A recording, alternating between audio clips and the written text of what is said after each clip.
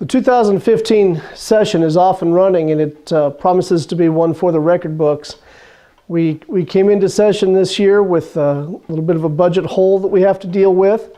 The numbers that we assigned the budget last year weren't fully accurate when it came to reality as far as a prediction was concerned. So we have a little bit of work to do there. More importantly and more critical is going to be the budget moving forward. Those numbers being lower than we expected are going to create some difficulties with our budgeting process. This is the tough work. This is the hard work that we were hired to do. I look forward to it. There are going to be a number of proposals on the table throughout the session, starting already. Understand first and foremost that anyone can file a bill to say anything under the sun, and often do. There's a long way between filing a bill and that bill becoming law. Most bills, 90% of the bills, don't ever make it to become a law. Those that do find themselves changed dramatically from their original form. Allow the process to work. This is going to be an action-packed year. There are going to be all kinds of things out there. There will be proposals for tax increases. I'm not looking at those seriously at this point. First, we need to take a hard look at what budget reductions we can do, what cuts we can do to make government run more efficiently without damaging the level of services that are provided by the government.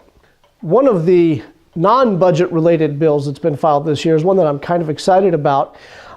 It is a pro-life bill geared toward ending the practice of second-term abortions involving the dismemberment of the fetus. Now, we've already heard testimony in several meetings regarding the graphic nature of this practice, and I'm not going to share that here. If you'd like to research that, I would invite you to do so.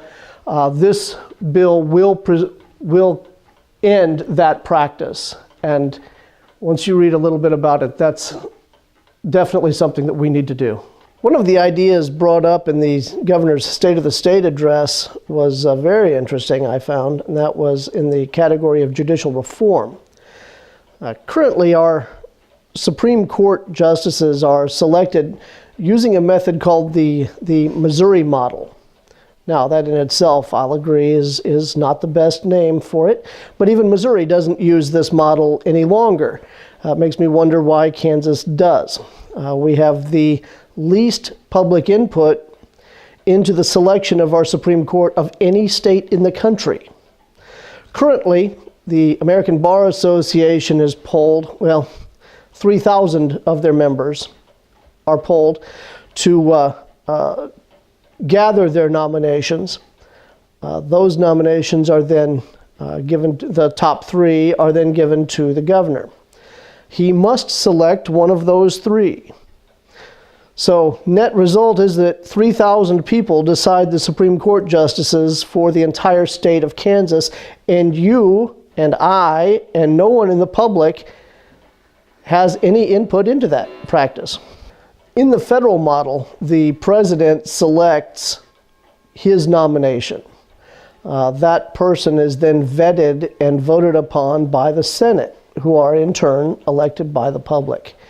That allows for a great deal of public input into the selection process. I would be in favor, that's my favorite process that I would like to look into for our state Supreme Court as well. The governor makes a nomination, the Senate then vets, questions, and votes upon that candidate for the Supreme Court. The other model would be a straight democratic vote of Supreme Court justices.